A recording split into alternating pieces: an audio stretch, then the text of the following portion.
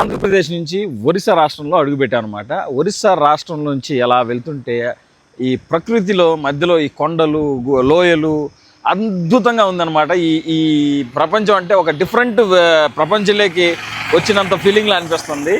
So చాలా బాగా అనిపించింది. సో కాబట్టి ఒక ఫస్ట్ టైం అనమాట ఒరిస్సా రాష్ట్రంలో అడుగుపెట్టిన అనుభూతి చాలా బాగుంది.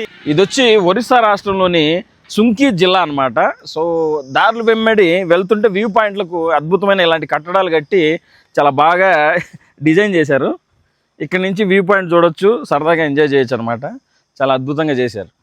అక్కడి నుంచి బయలుదేరిన తర్వాత దారి వెంబడి ఎన్ని అద్భుతమైన దృశ్యాలు, ఊరిలో ఉన్న చిన్న చిన్న సంతలు, అద్భుతమైన ప్రకృతి అందాలు, మధ్య మధ్యలో ఆకాశం మరియు వర్షంతో సహా అన్నిటినీ చెవి చూసాము.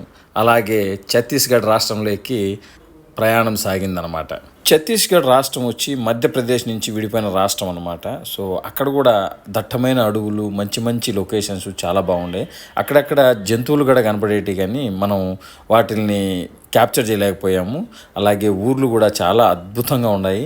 ఆ సన్సెట్ కూడా చాలా ఆహ్లాదంగా అనిపించింది అనమాట. టీ బ్రేక్ అనమాట.